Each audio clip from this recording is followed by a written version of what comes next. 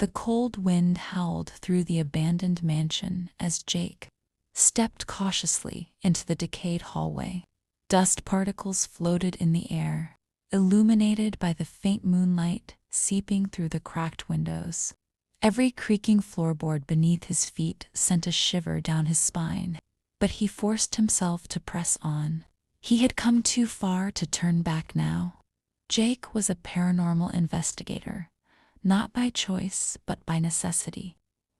His sister Emily had vanished 3 years ago without a trace, and the last known sighting of her was near this very mansion, the infamous Blackwood Manor. Some said it was cursed.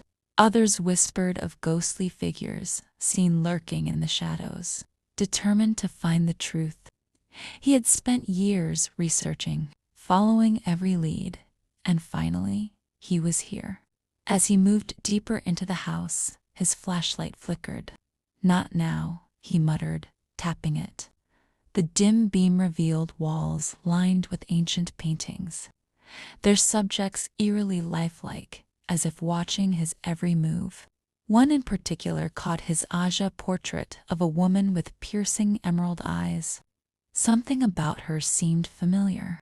A sudden noise from upstairs made his heart hammer in his chest. It was a soft, distant whisper, almost like someone calling his name. Jake.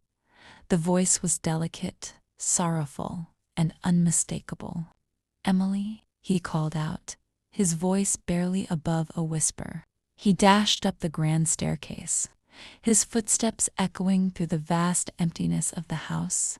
The second floor was lined with doors, each one slightly ajar, as if inviting him in. He hesitated before pushing one open. Inside, the air was heavy, thick with the scent of old books and something else, metallic, blood. The walls were covered in strange symbols, drawn hastily as if by someone in a desperate hurry. On the floor lay a tattered notebook. He picked it up and flipped through the pages. The handwriting was Emily's. "They are watching. They know I'm here. I need to leave, but they won't let me." Jake's breath quickened. Who were they? His sister had clearly been in this very room, trapped. But where was she now? His mind raced with terrifying possibilities. Suddenly, the temperature plummeted, and a low growl rumbled behind him. He turned sharply, nothing. Then, out of the corner of his eye, movement. A shadowy figure stood just beyond the doorway, motionless, waiting. Jake felt his throat tighten.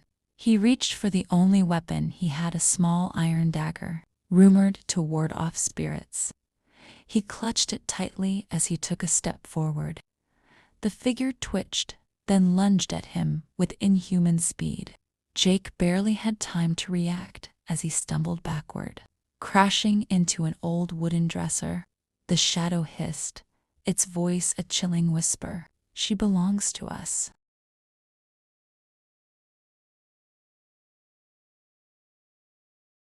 Jake's mind screamed in protest. He yelled, slashing at the entity with the dagger. The blade made contact, and the figure shrieked. The house trembled as if the very walls were alive, reacting to his defiance. Panting, he scrambled to his feet and bolted down the hallway. Calling Emily's name, the whispers grew louder, now overlapping, some pleading, others menacing. He reached the attic door, which rattled violently as if something or someone was behind it. Trying to break free, summoning every ounce of courage, he pushed it open. The attic was filled with flickering candlelight, illuminating a single chair in the center of the room. In it sat Emily, her eyes hollow, her skin pale. She turned to him slowly, as if waking from a deep trance. "Jake." Her voice trembled with confusion and fear. He ran to her, grabbing her hands. "Emily, we have to go."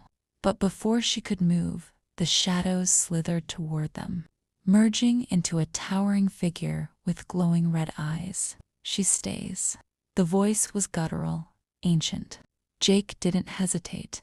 He pulled Emily up and, with one final swing of the dagger, slashed at the entity. It let out an unearthly wail, shaking the entire attic.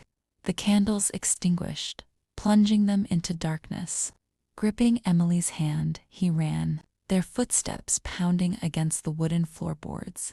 The house fought back, doors slammed shut. The stairs seemed to stretch endlessly, but they didn't stop. As they reached the front door, it burst open, revealing the night sky beyond. They stumbled out, gasping for breath, just as the mansion let out a final, earth-shaking roar before crumbling into silence. Emily sobbed against his chest, and Jake held her tightly. "You're safe now," he whispered. But deep down, he knew the horrors of Blackwood Manor weren't gone. They were merely waiting for their next visitor.